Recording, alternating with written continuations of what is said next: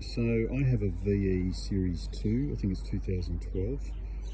I've been having intermittent problems with the tailgate, opening the tailgate on the Wagon. Essentially, I couldn't open it. I contacted Holden. They gave me a rough guide as to what it may cost, which was a $350 diagnosis cost. They indicated that if it is the switch mechanism in the back under that silver strip, then it would be an entire loom for the rear of the tailgate, which included the reverse camera, the number plate lights, as well as the switch, and that part alone was $540, and then on top of that would be $220 labour, so it was going to be $1,000. Alternatively, they said it could be the actuator $150 plus labour to replace. I didn't really want to spend $1,000 just on the fixing this, so I took it upon myself to give it a shot myself. Now there's a couple of things to know. So the loom itself has a switch. So the loom that you buy for $540, whatever, has that switch. They did tell me that's the most likely thing to fail, but as I said, the first thing I did was I actually bought the actuator initially and replaced the actuator, but it still didn't solve the problem, so I paid for that unnecessarily, but at least I got a new actuator in the back. But in the end I did have to buy a loom, which included the the switch, and that did actually solve the problem. But it is not worth noting that mine's got the reverse camera, and that has the expensive loom, but you can actually get away, even if you've got the reverse camera, you can get away with just buying the cheaper loom which doesn't have the reverse camera, and because the switch is connected in with only 2 wires, you can cut the switch off the new loom and solder it back into your old loom. It's very easy to do. I didn't do that because I didn't know. I'm just telling you in hindsight, but it would have been a much cheaper fix. It would have only cost me about $220, I think, to buy that loom and to solder in that switch mechanism, which is really the the problem. Well, certainly the problem with my car. Anyway, I'll give you a bit more of an update on to how I replaced the actuator, as well as the that I paid for the full loom, which included that switch. Now, the first thing you need to do to remove, once you've got the tailgate open, I'll show you that in a second, but you need to remove 2 Torx screws. So there's one there, and there's another one there. And once you've removed those 2 Torx screws, the back panel should clip out. Now I've already got this clipped out, but it's a matter of pulling down on the side here to release the clips. So I'll pull that out. So that, as I said, that's already been released. So there are these clips in here. I did break one when I pulled it out. You can buy these, they're about $10 each from Holden. Anyway, so that's how to get that back panel out. You need that back panel out to replace both the actuator or the loom itself. Now, to get the tailgate open, there is a plug in that. This is the reverse side, but there is a plug there. You can see in that internal panel. So if your tailgate's locked closed, you will have to climb into the back of the car, take that plug out, and then push a flat bladed screwdriver through that hole. And the idea is to get into that little square section there, and you can turn it anti-clockwise, and that will release the tailgate. To repair it, you need that if you need the tailgate open, that's the only way to open the tailgate. Now, the first thing I did replace was the actuator, and this is the actuator There's that little plastic bit comes off here. Coming off. There it is. So that is the actuator. Now the actuator is very simple to replace. Once you've got that panel off, you just undo these two torque screws, there and there. There's a wiring, and once that's released, that will pull out. There is a wiring clip in there somewhere. It's very easy to release.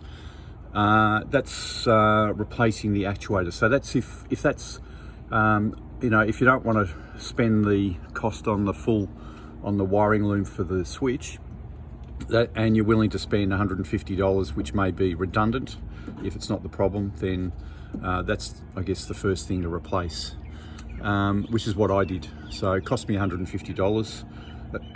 It wasn't actually faulty, but I've got a brand new actuator in the car now, so that's all good. Now the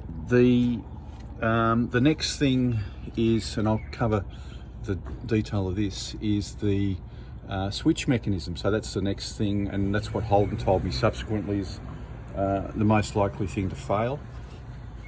So the switch mechanism is there. The only way to remove, and it says, as I've pointed out, it includes the lights and the reverse camera. The only way to get it out is to remove this whole silver strip.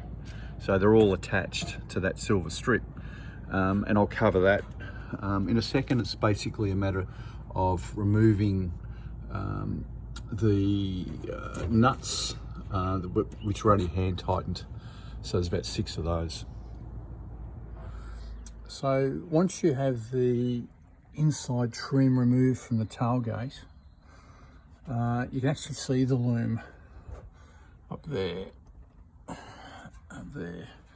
Now, in order to replace that switch, this silver trim has got to be removed. So this silver trim has the 2 number plate lights, the switch for the tailgate, as well as the reverse camera. Now the loom that you buy has all those components as part of it. It has the reverse camera, the 2 lights, and the switch. Costs $500. It's not cheap, but it is what it is. But that silver trim has got to be removed. Now the two wires that make up the loom that you buy, that's 1, so that has to be disconnected, and that's 2, that has to be disconnected. So one is for the reverse, one's for the lights, and the other one's for the reverse camera. So that's those. So they're easy to unclip. So once you've unclipped those, the next thing to do is to remove these little nuts that hold in that silver trim. So that's an example of where is it? That's an example of a nut there, right there. So those are just these little screws appear through that trim. So these are only hand tightened. So there's about 6 of those. There's 1, 2, 3, 4, 5, yeah, probably 6. And it's just a matter of unscrewing those nuts, and they're pretty straightforward. But at either end, there are these little plastic clips, and they've got to be compressed from inside the tailgate using a pair of pliers. So now here's the original colour of mine was yellow. I did actually break one, but I have replaced it. They do just slot in, so you can easily replace them. But once you've got all those screws undone and the clips undone, or worst case scenario broken, but then this whole silver trim comes out, and then you can see on the reverse side, That's the wiring that goes through. The two lights, that's the top of the switch for the tailgate. You can see the wiring going through there. Now I'll show it in another little update, but in order to remove this switch, these two screws have also got to be, so once it's all removed, these two screws have got to be taken out. So you can just use a pair of pliers to unscrew those. Once they're unscrewed, that switch will come out. These two lights will unclip. The reverse camera will unscrew out. And then it's pretty straightforward to replace the loom itself. So it took me probably about 10 minutes to do. So that's my next step. Now, I did get that silver trim out, as you saw.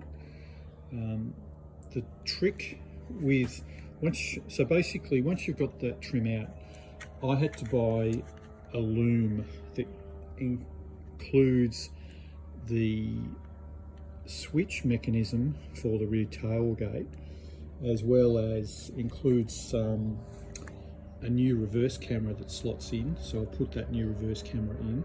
It's all part of the one loom effectively, as well as the rear lights for the number plate.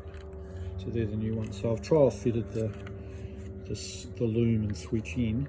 Now the trick with this is that in order to get that switch out, you've got to take that screw out and also that screw out.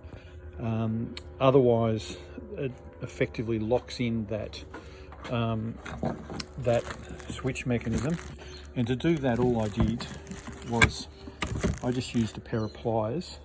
If you've got the right tool, I guess you can fit over the end, but I just used a pair of pliers. Now I've already half loosened this out, but and I just turned that anti-clockwise to get it out, so you can see. So once that's out, it's a different thread. So that's out, and then once that one's out, then that switch mechanism easily comes out. Well, I won't do it now, but it just clips out. Without taking those two screws out, it will not come out. So that's a bit of a tip for the beginner. I certainly tried to work out how to take it out. It was only until I took those screws out that it would actually unclip out. So the rest is pretty straightforward. So it's a matter of just clipping or screwing in that reverse camera, so two screws on that, and the two lights just clip in. Yeah, so I'll keep going with this and I'll show you when it's just before it's fitted back in. Now the other thing to keep an eye out is that when you're running that switch, the switch wires back in, they need to slot into the back there. So there's a bit of a groove there. So yeah, so that's something to keep an eye on. So once you've replace the old wiring loom with your new wiring loom, it's just really a straightforward matter of fitting that silver strip back in the back of your tailgate, which is really just straightforward reverse of what you did to take it out, and then tighten all the nuts, connect up the loom into the connectors, obviously, and then fit the internal panel back in your tailgate. And then with a bit of luck, you've now got a tailgate that opens. So here's the lock actuator removed. So this is actually my old one, which turns out it wasn't faulty. But anyway, that's the lock actuator removed. As I said, $150 approximately. Maybe that's your first course of action. if it's not the lock actuator, this is the loom for my model. Now it includes the two lights, two tail lights there. It also includes the reverse camera. I'm presuming that's why it's so expensive, but it's really a little bit redundant. The only reason, and it obviously includes the switch. Now I've butchered that switch up a little bit, but basically that switch was faulty. Inside the contacts were faulty. But if you look at that switch, it really only has two wires connecting it to the loom. So you can buy one of the cheaper looms that don't have the reverse camera and cut those two wires and solder them back in. I mean, that would then only the repair that ultimately cost me $600 would only, or $700 would only cost probably about $200. So that, in hindsight, that's what I would have been better off doing. But anyway, it is what it is. The only reason the two looms come together is because, or you have to buy them together, is because it goes through this grommet, seal grommet, and you can't, because of the plugs on the end, you can't get them out. So obviously they've fitted the plugs. I mean, you could, I suppose, if you're an electrician, muck around with it, but anyway, that's the way they get away with. That's how they get away with charging, you know, a rip-off $500 and whatever dollars it is just for this part. If you don't have a reverse camera, I think it's just the switch and the two lights. So that's the cheapest option you have. That's no problem. But as I said, if you do have a reverse camera that's working, just get the loom with the switch and the two lights and cut out the switch and solder that back in. Anyway, I'll keep going with the rest of the video.